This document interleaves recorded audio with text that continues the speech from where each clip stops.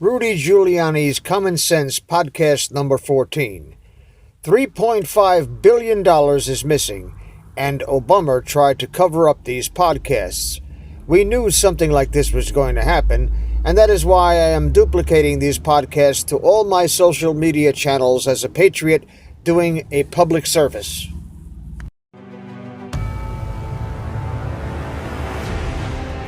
It's our purpose to bring to bear the principle of common sense and rational discussion to the issues of our day.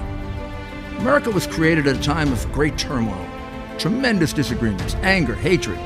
There was a book written in 1776 that guided much of the discipline of thinking that brought to us the discovery of our freedoms, of our God-given freedoms. It was Thomas Paine's Common Sense, written in 1776, one of the first American bestsellers, in which Thomas Paine explained by rational principles the reason why these small colonies felt the necessity to separate from the gigantic Kingdom of England and the King of England. He explained their inherent desire for liberty, freedom of religion, freedom of speech, and he explained it in ways that were understandable to the people, to all the people, not just to the educated upper class. Because the desire for freedom is classless. The desire for freedom adheres in the human mind and in the human soul. Today we face another time of turmoil, of anger, and very, very serious partisan division. This is exactly the time we should consult our history. Look at what we've done best in the past and see if we can't use some of that to help us now. We understand that they created the greatest country in the history of the world, the greatest democracy, a country that has taken more people out of poverty than any other country on earth. They weren't perfect men and women, and neither are we. But a great deal of the reason for America's constant ability to self-improve is because we're able to reason, we're able to talk, we're able to analyze. We are able to apply our God-given common sense. So let's do it.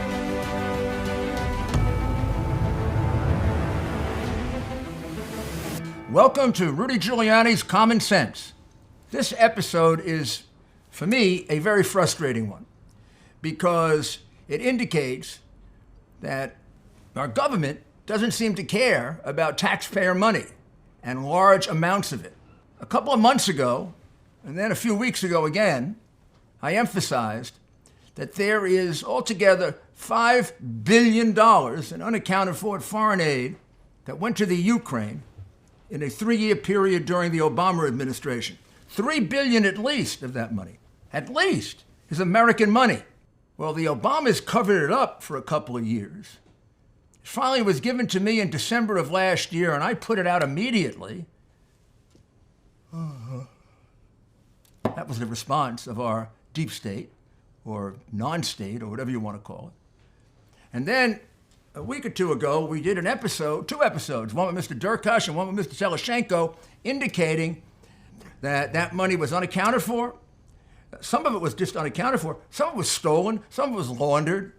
Some of it was part of kickback. Some of it was for political purposes. In fact, most of it was for political purposes, going to solely left-wing groups directed by the embassy.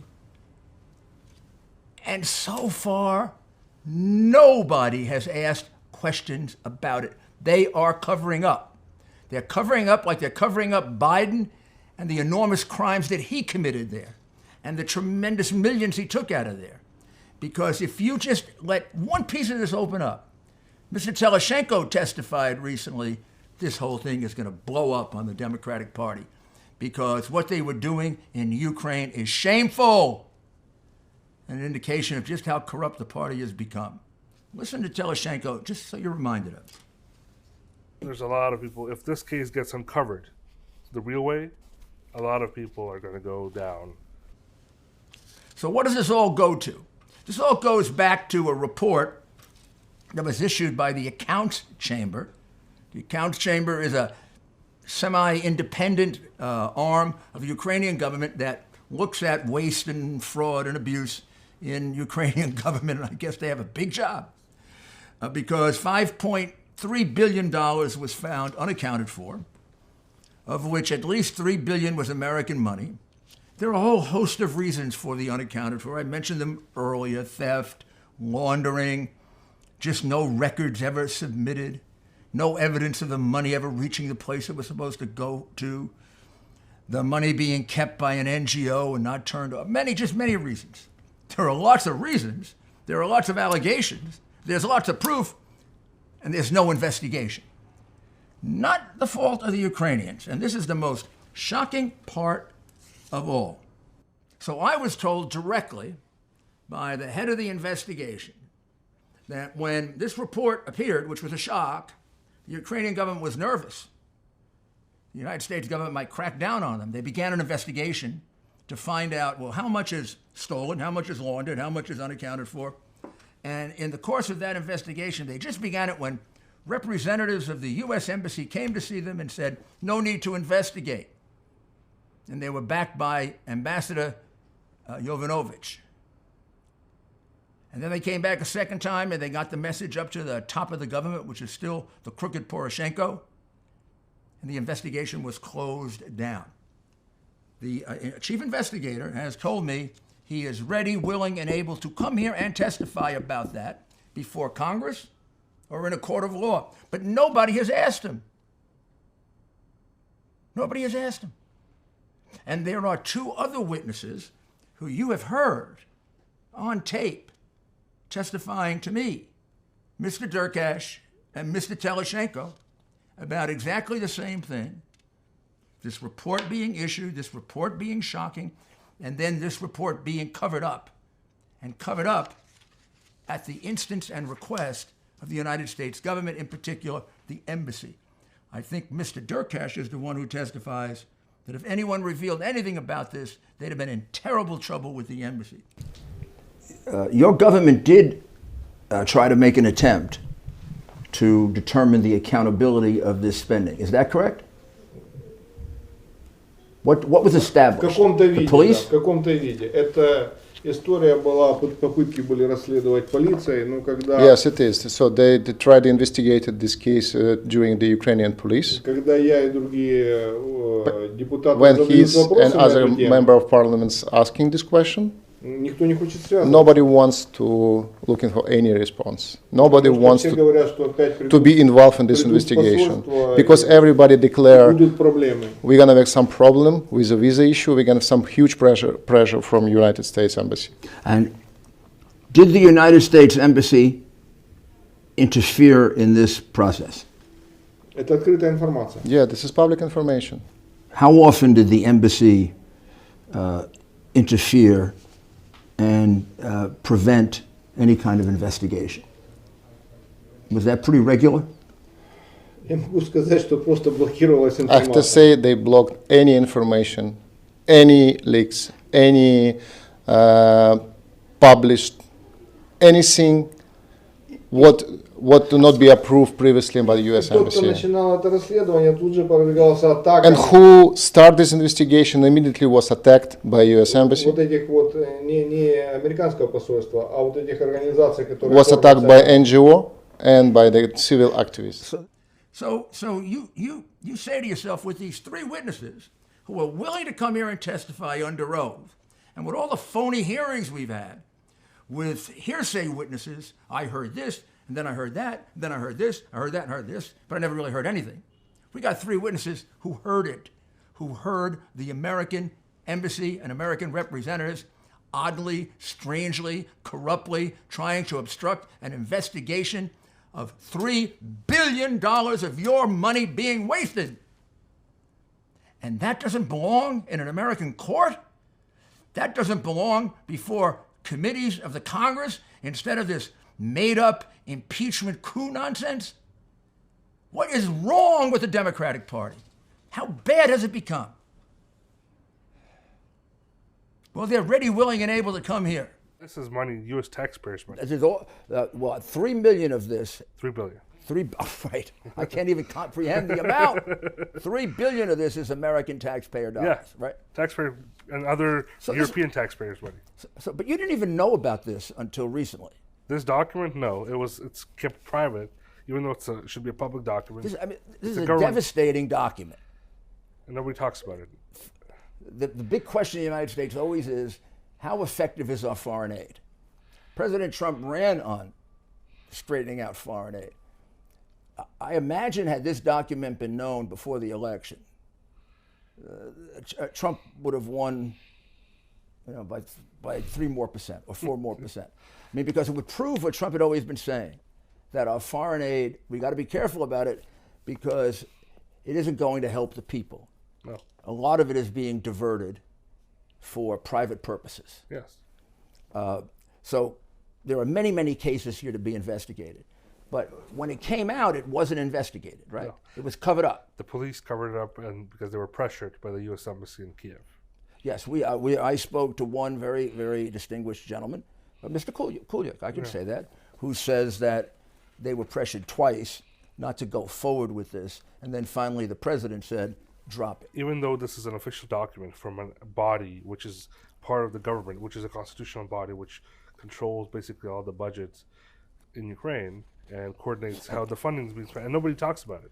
So they didn't want it to go forward. The embassy didn't, because they're implicated in this, aren't they? They're the ones who decide which NGOs get the money. Yes. And they give it to their pals. Yes. And their pals are all left-wing. Liberal, left-wing, pro-Soros, pro-Democrat. Not a penny to a moderate or conservative group? If you're a conservative, you're not even welcome in the U.S. Embassy in Kiev right now. I used to help the U.S. Embassy a lot during Maidan, when we were opposition to Yanukovych. And after Maidan, and when Trump was going for president, I showed my views to support President Donald Trump. And you were blocked from the embassy, saying we don't want to deal with it. And many other people. There's a lot. And in some cases, visas denied by the ambassador. Yeah, hundreds of people were blocked, and that's how the relationship between our countries start to soar. So why, you would ask yourself, why would the embassy be so intent, and the Obama people leftovers so intent on covering this up? Why? Well, it doesn't take a genius to figure out why. Because they're implicated in the wrongdoing. Because they're implicated in the corruption. Because they know how a lot of that $3 billion got misspent. You see, the money didn't come, as you might think, from the Ukrainian government, or to the Ukrainian government from the U.S. government. I did a little chart here. Excuse the fact that it's not very professional, but this is what I used to do when I was a prosecutor and just a very young child. So I go back to it. It makes me feel good. Here's the U.S. government. Here's how it's supposed to go. See the red lines here? It's supposed to go $4 million. This is a particular project. We're using one as an example, a relatively small one. So U.S. government, $4 million is supposed to go to help with computers in the General Prosecutor's Office in Ukraine. Worthy cause. You would think it would go to the Ukrainian government. The Ukrainian government would give it to the General Prosecutor, and then would do an accounting that the $4 million was used for improving computers, not for holiday trips, vodka, dates, or maybe just some money kind of missing and we don't know where it went. But that isn't the way it happens. It doesn't happen that way. The money doesn't go, that $4 million doesn't go like this. The money goes like this. $4 million. The American embassy takes it. The embassy should really be right here. The embassy should be right at that point right there. The embassy takes it, right, and gives it to its selected friendly NGO. Right here, the NGO. NGO. And the NGO takes $2 million out for itself and then sends $2 million to the General Prosecutor's Office. So what happened? $2 million disappeared. Oh, in this example, you know where that NGO was? It was in Italy. What the heck is an NGO in Italy going to do to help the special prosecutor in Ukraine? Special prosecutor in Ukraine says they did nothing. They were being paid off. They're being paid off because they're political allies of the left-wingers who are part of this network. They're political allies of Soros and what was described by another Ukrainian as sons of Soros. There's a common denominator with all these NGOs. They are all left-wing. They're all left-wing of left-wing. They're all so left-wing, they're falling off the cliff. Because when you're left-wing in these parts of Europe, boy, you are crazy. They are described as either Soros-owned or children of Soros, but even further left. These are people who believe in one government. No America, no England, no Ukraine, just one government. Soros, I guess, could be the prime minister, or Obama could be the president, but we'd all be one happy government. And those of us who aren't happy, when you have a one government like that, usually they find some way to eliminate us. So that's the purpose of the embassy obstructing justice and covering it up. It's clear, it's provable by witnesses, it's provable by documents, and it hasn't been investigated by our government, and that is a disgrace. So, before I get too upset, why don't we take a short break, and then we'll be right back. Welcome back on our trail of corruption in the Ukraine, which I'm afraid we're not going to be able to cover in the remaining time or in any amount of time. But we're going to give you an example. And the way we're going to give you an example is we're going to go to the report that we just mentioned about the $5.3 billion that's missing, and particularly the $3 billion of American money. We're going to pick out the one case that so far has resulted in criminal charges. So yes, this was covered up for 3 years, covered up by the American government, who told the Ukrainians not to advertise it. But now we have a new American government, an honest one under Donald Trump, rather than under Obama, who covered it up. And we have a president of the Ukraine, not the crook Poroshenko, Biden's good friend, but we have a new president who's trying to straighten things out. So he begins an investigation of this obvious fraud. And he begins with one of the more horrendous cases. And interestingly, it involves associates of George Soros and two organizations in which George Soros has invested about half the money, along with the U.S., his partner, the U.S., and George Soros has a great deal of control. So very, very simply, because we went through this in more detail in an earlier episode, I just want to remind you of it because it leads to the other ones. This organization to help people with AIDS was established. It was called the Ukrainian Network for People with AIDS. The idea was for it to advertise, publicize, and to help buy medicines. It didn't actually do treatment of people with HIV/AIDS, but it bought the medicine. Very, very convenient. Person put in charge of it, so you can get an idea of what the intent was from the beginning, was a gentleman named Dmitry Sherembai. Dmitry Sherembai had qualifications for the job. He had been in prison 4 times for larceny. So I guess, if you want to get a good price for medicines and you want to do it honestly, and you pick somebody with no criminal record, with a background of austerity in the way he handled things.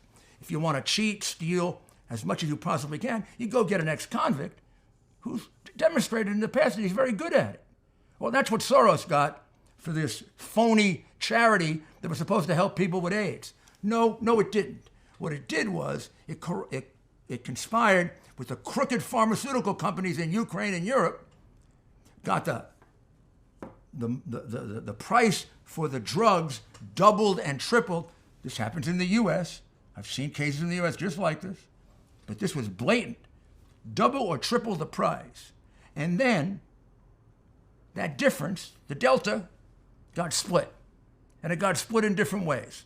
Some of it came to Sherembi, some of it went to oligarchs, some of it went back to the pharmaceutical company, and some of it was used to fund what I would regard as significantly anti-American political causes, but certainly left-wing political causes that would like to see the American government subsumed within the world government. Good luck with that. And would like to see socialism, if not communism, replace capitalism. So that was going on for some time. And it became a bit of a scandal. But the boys came up with a solution. The crooks came up with a solution. They decided, let's have another NGO. Because all the liberals love NGOs. It sounds great. Non-government organization. I belong to an NGO.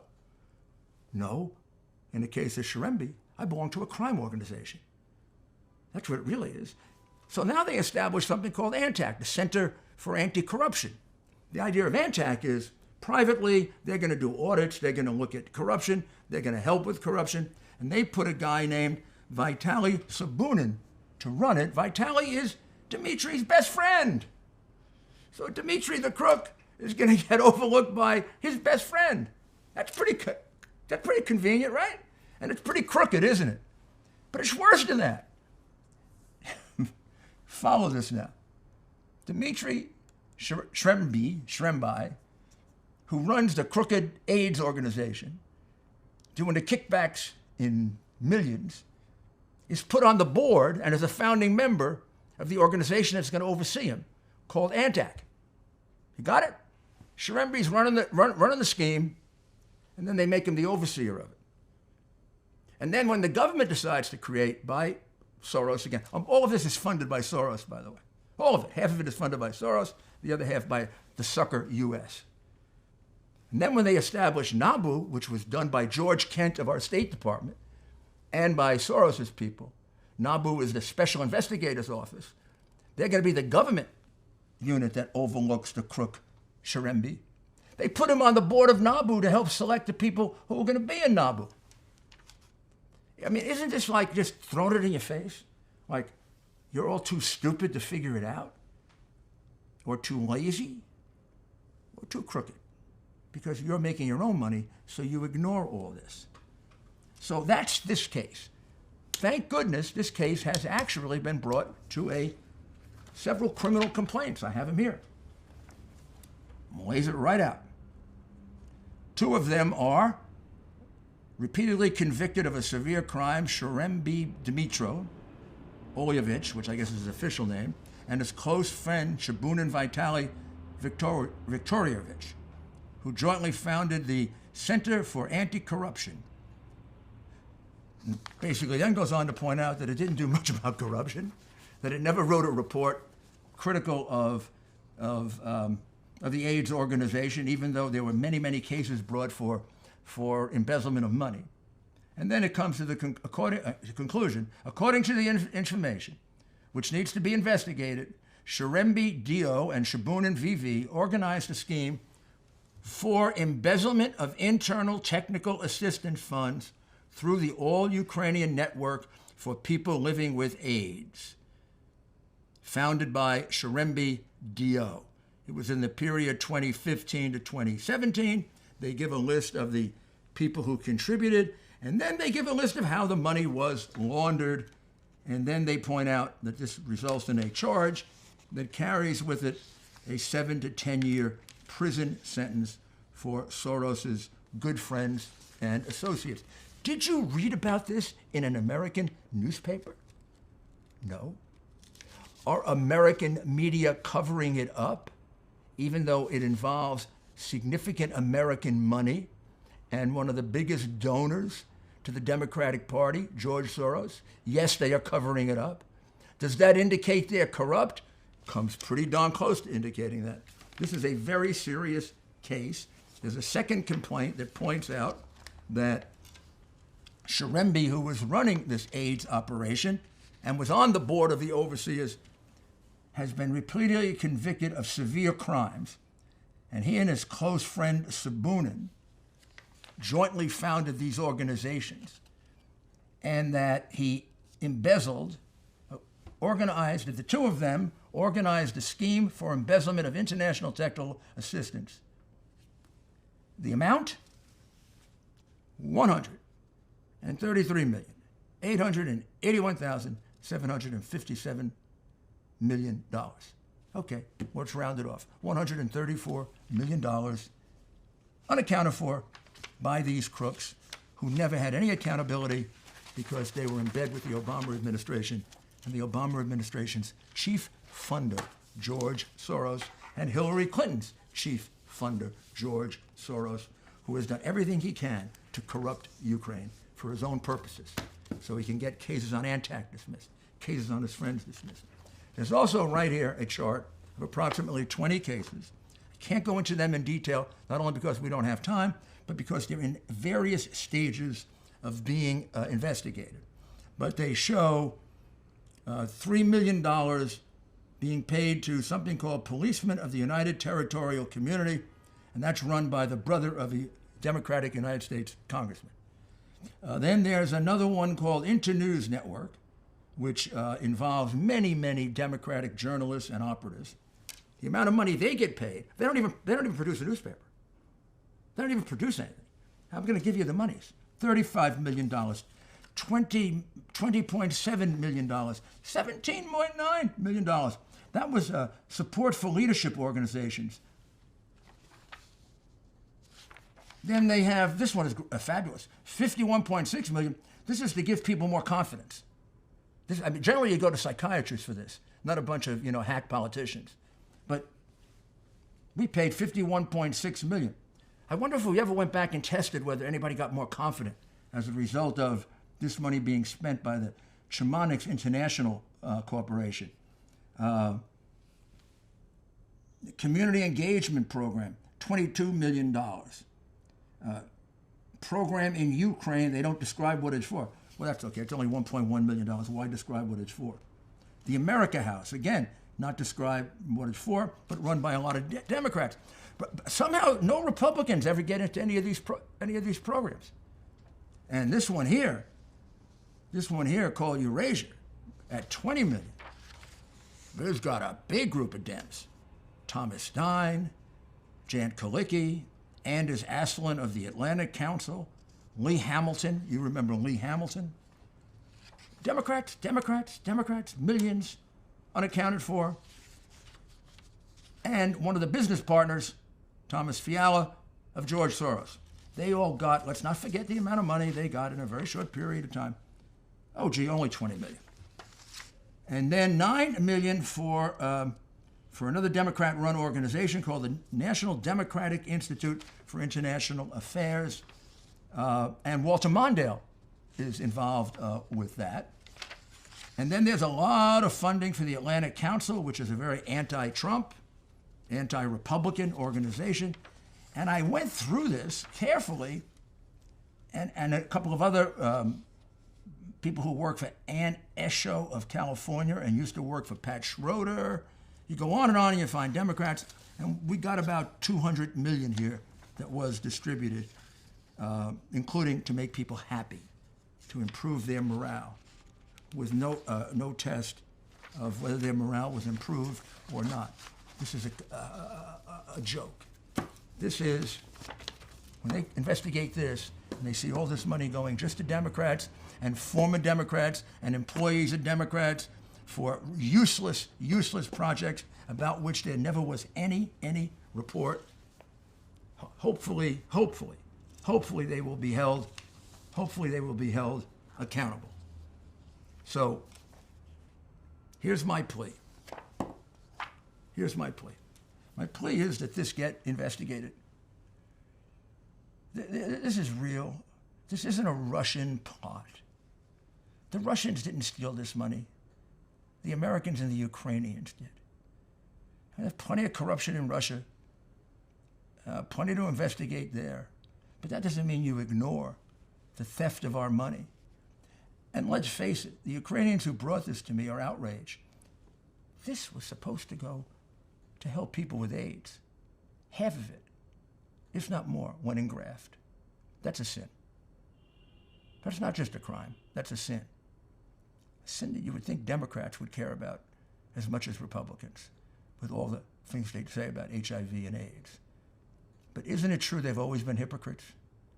Wasn't it President Bush who gave Africa more assistance for AIDS than anyone?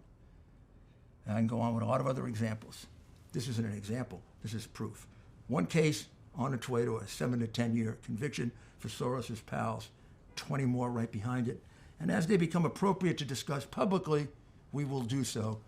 And then we have one other blockbuster case that we're working on, and we'll bring that to you as soon as we can. This one I think will really shock you, and it's going to shake up the Democratic Party like this. Bunch of weasels. They are.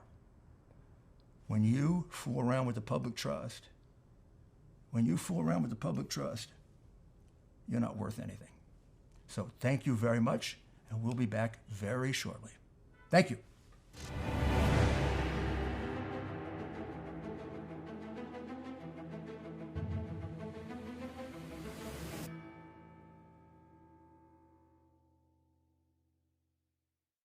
Please subscribe to our backup channels, Net4Truth USA 2 Patriot channel, BitChute.com/net4Truth USA, and drop.space/@Net4Truth USA. We fly so close to the target, we are on our 5th fighter jet. We will be relentless and persistent until the enemies of freedom are defeated. You can support this channel by using the links in the description, but for a $100 donation, I will personally send you a autographed hardcover special edition copy of Land of Childhood's Fears. Also, visit my bookstore at lulu.com/Net4Truth USA. If you are viewing this video on BitChute, you can use the links in the description to support us, or simply click the green $ dot on our video to support this channel. Thank you. Links are in the description section.